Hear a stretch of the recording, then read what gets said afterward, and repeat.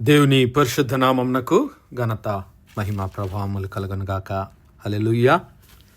ఈ అనుదిన బైబిల్ ధ్యానములకు మీ అందరినీ మన రక్షకుడు ప్రభు అయిన యేసు క్రీస్తుల వారి పరిశుద్ధ నామంలో ప్రేమతో ఆహ్వానిస్తున్నాను. ప్రియులారా, యేసు క్రీస్తు ప్రభుల వారు లేఖనముల ప్రకారము మన పాపముల నిమిత్తం మరణించి సమాధి చేయబడి తిరిగి లేఖనముల ప్రకారము 3వ దినమున పునరుత్థానుడుగా సజీవుడుగా లేచి 40 దినముల వరకు తను తాను శిష్యులకు అగుపరుచుకొని మరి తానే మెస్సయానని, ఈ లోకమునకు రావలసిన మెస్సయానని దేవుని లేఖనాల్లో నుంచి అనేకమైనటువంటి రుజువులు ప్రమాణాలు చూపి 40వ దినమున ఆయన ఆ ఒలీవల కొండపై నుంచి శిష్యులందరూ చూస్తూ ఉండగా ఆరోహణమైపోయాడు.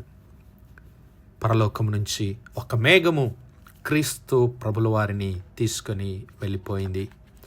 అయితే ఆయన వెళుతూ ఆ శిష్యులకు ఇచ్చినటువంటి ఆ మహోన్నతమైన ఆజ్ఞ, అధికారంతో కూడినటువంటి ఆజ్ఞ, the great commission of our Lord Jesus Christ.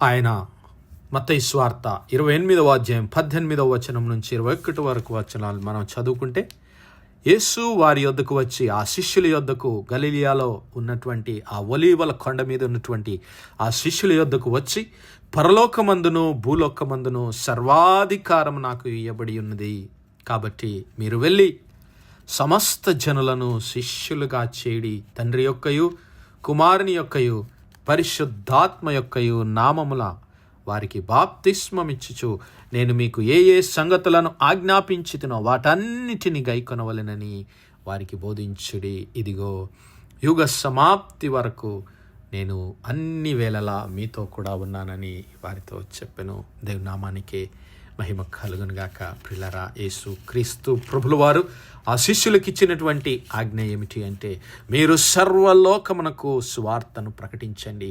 ఎంతమంది అయితే మరి దేవుని ప్రేమను అంగీకరిస్తారో, ఇదిగో దేవుడు లోకమును ఎంతో ప్రేమించెను కాగా ఆయన తన అద్వితీయ కుమారునిగా పుట్టిన వాని యందు విశ్వాసముంచి ప్రతివాడు నశింపక రక్షించబడతాడు, నిత్య జీవం పొందుతాడనేటువంటి సత్యాన్ని ప్రకటించడానికి ఆ క్రీస్తు ప్రభుల వారి మరణ పునరుత్థానముల ద్వారా మనకు పాప క్షమాపణ కలుగుతుందనేటువంటి ఆ సత్యమును, ఆ సువార్తను లోకమందంతటా ప్రకటించాలని శిష్యులకు ఆయన ఆజ్ఞ ఇచ్చాడు. అయితే ఆ ఆజ్ఞ ఇయ్యకముందు ఆయన వారికి తెలియజేసిన మాటలు ఏమిటి అంటే, ఇదిగో పరలోకమందును భూలోకమందును సర్వాధికారము నాకు ఇయ్యబడి ఉన్నది, కాబట్టి మీరు వెళ్ళండి అన్నాడు. హల్లెలూయా. ఆ అధికారంతోనే ఆయన వారికి ఆజ్ఞ ఇచ్చాడు. తండ్రి అయిన దేవుని యొద్ద నుండి ఆయన పొందుకున్నటువంటి ఆ ఆజ్ఞ ఈ లోకమంతా ఆయన వైపు తిప్పడానికి, ఆయన ప్రేమను పొందుకోవడానికే క్రీస్తు ప్రభుల వారి లోకంలోనికి వచ్చాడు. అయితే ఈ లోకంలో ఉన్నప్పుడు కూడా ఆయన ఆ అధికారాన్ని మరి అనేక సార్లు వారికి ప్రత్యక్షపరిచాడు. మరి పాపములను క్షమించే అధికారమును గురించి మరి ఆయన ఆ ఊచ చేయగలవానిని స్వస్థపరిచిన సందర్భంలో ఆయన ప్రత్యక్షపరిచాడు. మరి ఆయన దేవుని మందిరంలో బోధిస్తూ, సమాజ మందిరంలో బోధిస్తూ ఉన్నప్పుడు మరి అధికారం కలిగిన వాడై బోధించాడని మరికొన్ని విషయాలు ఈ దినం చూసుకుందాం. మార్కు సువార్త 1వ అధ్యాయాన్ని గమనిద్దాం. మార్కు సువార్త 1వ అధ్యాయము. మరి వారంతా కపెర్నహూము పట్టణానికి వెళ్ళినప్పుడు యేసు విశ్రాంతి దినమున సమాజ మందిరమునకు పోయి బోధింపసాగాను. ఈయన శాస్త్రుల వలె కాక అధికారము గల వాని వలె బోధించగా వారంతా ఆశ్చర్యపడిరి. దేవుని నామానికి మహిమ కలుగునుగాక. మార్కు సువార్త 1వ అధ్యాయం 21-22 వచనాల ఈ లేఖన భాగాలు మనం చూడగలుగుతాం. క్రీస్తు ప్రభుల వారు మరి ఆయన కాలము సంపూర్ణమైనది, దేవుని రాజ్యము సమీపించున్నది, మారు మనస్సు పొందుడి అని ఆయన సువార్త ప్రకటించడం మొదలుపెట్టాడు. ఎప్పుడు? మరి యోర్దాను నదిలో యోహాను ద్వారా బాప్తిస్మము తీసుకున్న తర్వాత మరి యోహాను చెరస్సాలలో వేయబడ్డాడు. మరి యోహాను చెరస్సాల్లో వేయబడినప్పుడు క్రీస్తు ప్రభుల వారు మరి ఆ విషయాన్ని తెలుసుకొని ఆయన గలిలియాకు వచ్చి మరి దేవుని సువార్త ప్రకటించడం మొదలుపెట్టాడు. ఎప్పుడైతే ఆయన సమాజ మందిరంలో బోధిస్తూ ఉన్నాడో మరి అక్కడ ఉన్నటువంటి వారందరూ ఆశ్చర్యపోతున్నారు. ఆయన మాటలలో శక్తి ఉన్నది, ఆయన మాటలలో అధికారాన్ని వారు స్పష్టంగా అనుభవిస్తూ ఉన్నారు. వినడం కాదు, వారు అనుభవిస్తూ ఉన్నారు. అందుకే వారు ఆశ్చర్యపడుతూ, ఏంటి ఆయన శాస్త్రుల వలె కాక అధికారము గల వాళ్ళ వలె బోధిస్తూ ఉన్నాడు. ఎందుకంటే ఆయనే వాక్యమై ఉన్నటువంటి దేవుడు. హల్లెలూయా. ఆది యందు వాక్యము ఉండెను, వాక్యము దేవుని యొద్ద ఉండెను, ఆ వాక్యము దేవుడై ఉండెను. ఆ వాక్యమే ఈరోజు వారి మధ్యన నిలబడి కృపా సత్య సంపూర్ణుడిగా ఆ వాక్యము యొక్క శక్తిని వారికి బోధిస్తూ ఉన్నాడు, ప్రత్యక్షపరుస్తూ ఉన్నాడు. హల్లెలూయా. అంతేకాదు ప్రియులారా, మరి ఆ సమయమున అపవిత్రాత్మ పట్టిన ఒక మనుష్యుడు ఉండెను, ఆ సమాజ మందిరంలో ఉండెను. వాడు, నజరేయుడవగు యేసు, మాతో నీకేమి? మమ్ము నశింపజేయవచ్చితివా? నీవెవరవో నాకు తెలియను, నీవు దేవుని పరిశుద్ధుడవు. యు ఆర్ ద మెస్సయా. అయా, నీవు దేవుని పరిశుద్ధుడవు. ఎందుకయ్యా నీవు మమ్మల్ని నశింపజేస్తున్నావు? మాతో నీకేం పనయ్యా? మమ్మల్ని వెళ్ళగొట్టడానికి, మమ్మల్ని నశింపజేయడానికి వచ్చావని అపవిత్రాత్మ పట్టినటువంటి ఆ మనుష్యునిలో ఉన్నటువంటి ఆ అపవిత్రాత్మ మరి భయపడుతూ వెళ్ళిపోతూ ఉంటుంది. అప్పుడు యేసే అన్నాడు, అందుకు యేసు వానితో, ఊరకుండుము, వానిని విడిచిపోమ్మని ఆ అపవిత్రాత్మను గద్దింపగా ఆ అపవిత్రాత్మ వానిని విలవిలలాడించి పెద్ద కేక వేసి వానిని విడిచిపోయెను. అందుకు అక్కడున్నవారు విస్మయముంది, ఆయన బోధ క్రొత్తగా ఉన్నదనియు ఆయన అధికారముతో అపవిత్రాత్మలను ఆజ్ఞాపించగా అవి ఆయనకు లోబడుచున్నవని ఒకనితో ఒకడు చెప్పుకొనిరి. హల్లెలూయా. ఆయన అధికారానికి అపవిత్రాత్మలు లోబడుతూ ఉన్నాయి. ఆయన అధికారానికి, ఆయన అధికారంతో మాట్లాడినటువంటి మాటలకు, ఆ బోధనలకు మనుష్యులు మారిపోతున్నారు. హృదయాలు కరిగిపోతూ ఉన్నాయి. రాతి గుండె కలిగినటువంటి ఆ హృదయాలు మాంసపు గుండెలుగా చేయబడుతూ ఉన్నాయి. హల్లెలూయా. అంతేకాదు, ఆయన అపవిత్రాత్మలపైననే కాదు, మరి ఈ యొక్క సృష్టి అంతటిపైన ఆ సముద్రము, ఆయన సముద్రంలో ప్రయాణిస్తూ ఉన్నప్పుడు గాలి తుఫానులను గద్దించగా ఆ ప్రకృతి ఆయనకు లోబడుతూ ఉంది. అదే మార్కు సువార్త 2వ అధ్యాయం మొదటి నుంచి గమనిస్తే, మార్కు సువార్త 4వ అధ్యాయం 35వ వచనం నుంచి, మార్కు సువార్త 4వ అధ్యాయం 35 నుంచి మనం గమనిస్తే, ఆ దినము సాయంకాలమైనప్పుడు, అనగా క్రీస్తు ప్రభుల వారు ఒక దినము ఆ యొక్క గలిలియా ప్రాంతంలో అనేకమైనటువంటి ఆ యొక్క ఉపమానాలను శిష్యులకు బోధించి, మరి సాయంకాలమైనప్పుడు ఆయన మరి గలిలియాకు అద్దరినున్నటువంటి ఆ యొక్క గెరాసేనుల దేశమునకు వెళ్ళడానికి ఆయన శిష్యులను పిలుస్తూ ఉన్నాడు. ఇదిగో ఆ సాయంకాలమైనప్పుడు ఆయన అద్దరికి పోవుదమని శిష్యులతో చెప్పగా వారు జనులను పంపివేసి ఆయన ఉన్న దోణిలోనే ఆయనను తీసుకుని పోయిరి. వారితో కూడా మరికొన్ని చిన్న దోణెలు వెంట వచ్చెను. అప్పుడు పెద్ద తుఫాను రేగి ఆయన ఉన్న దోణి మీద అలలు కొట్టినందున దోణి నిండిపోయెను.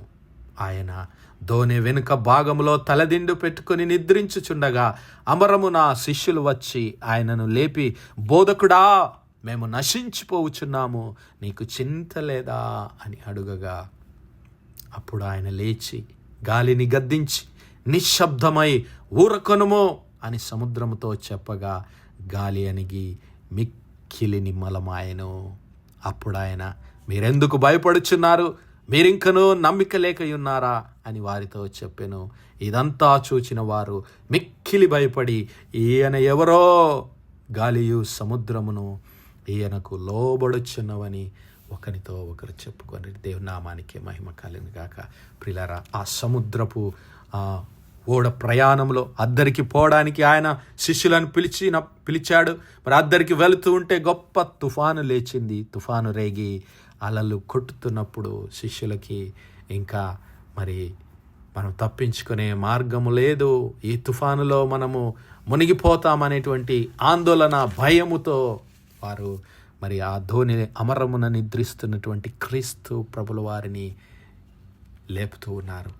మరి ఆయన వారిని లేచి, ఇదిగో ఆ గాలి తుఫానును గద్దించి నిశ్శబ్దమై ఊరుకొమ్మని సముద్రంతో చెప్పినప్పుడు అదంతా గాలి అణిగి మిక్కిలి నిమ్మలమైపోయింది. ఆ అలలు, ఆ తుఫాను, ఆ సముద్రము క్రీస్తు ప్రభుల వారి ఆ మాటలో ఉన్నటువంటి శక్తికి, అధికారానికి లోబడి మరి నిమ్మలంగా మరి శాంతి, అక్కడ నెమ్మది నెలకొనడం జరిగింది. హల్లెలూయా.